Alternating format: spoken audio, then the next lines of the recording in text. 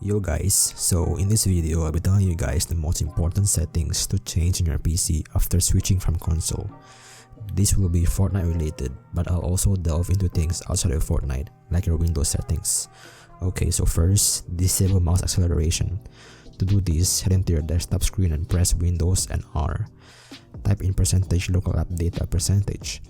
Click on Fortnite game, save, config, Windows client. Right click on game user settings and change B disable mouse acceleration from false to true.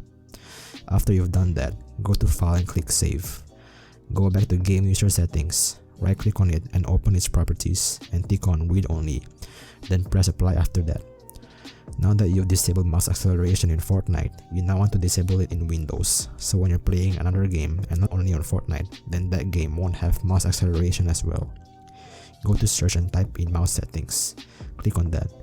Additional mouse options, pointer options and untick enhance pointer precision.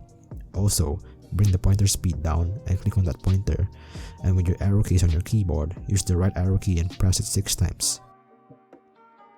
This will ensure that you'll always have a true one-to-one input in Windows and none of that BS mouse acceleration.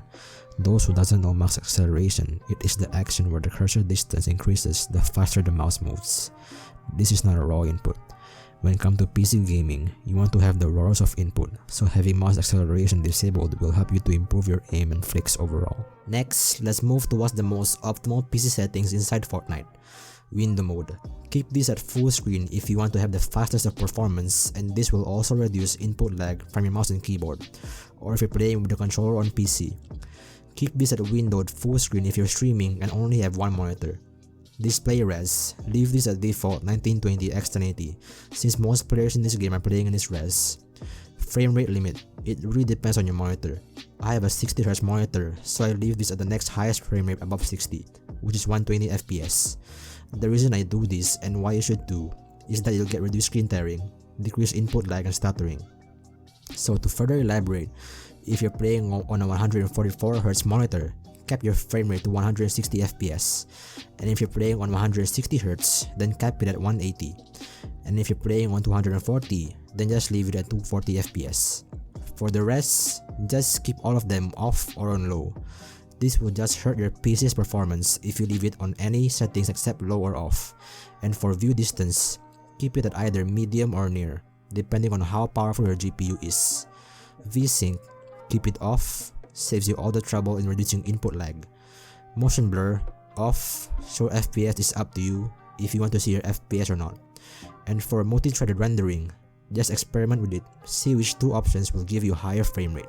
For game settings, I won't really go into too in-depth into it since most of the stuff here are all for your preference, so it's really up to you which one is more comfortable for you. If I have time in the future, then I'll probably do a guide to finding your sense in this game. But one thing I can help you though is the in-game option settings. Toggle sprint, keep that off since you'll be turning on sprint by default, and that will help free up your left pinky for a building keybind.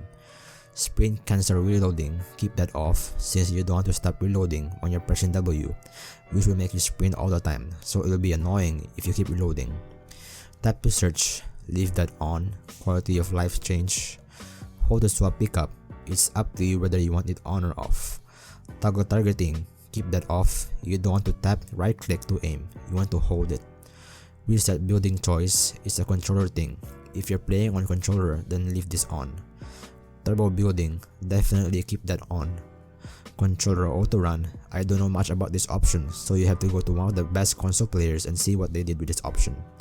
Auto open doors, leave that switch on, it'll make rotations much easier if you accidentally edited a door. Auto pick up weapons, leave this off, you don't want to be picking up guns that you don't want.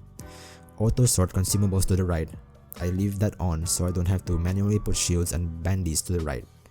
Then the last two, Builder Pro, build immediately, keep that on if you're playing Builder Pro. And controller edit hold time, leave that all the way to 0.100. You won't have to wait for a long time for your edit to go through. I'll skip controller sense, brightness, and audio since most of that is up to you except for the controller one where you have to dig up into how it works, but I already switched to MKB so I won't have much experience in that. But the last setting I'll go through is accessibility. Don't touch any of this if you don't like how the colorblind stuff works. If you want to have a slight advantage, right, then I'd recommend D5 or 6 and P10 to see into the storm clearly. Alright, that's the end of this video. Drop a like if you found it useful and sub if you're new. I'm out.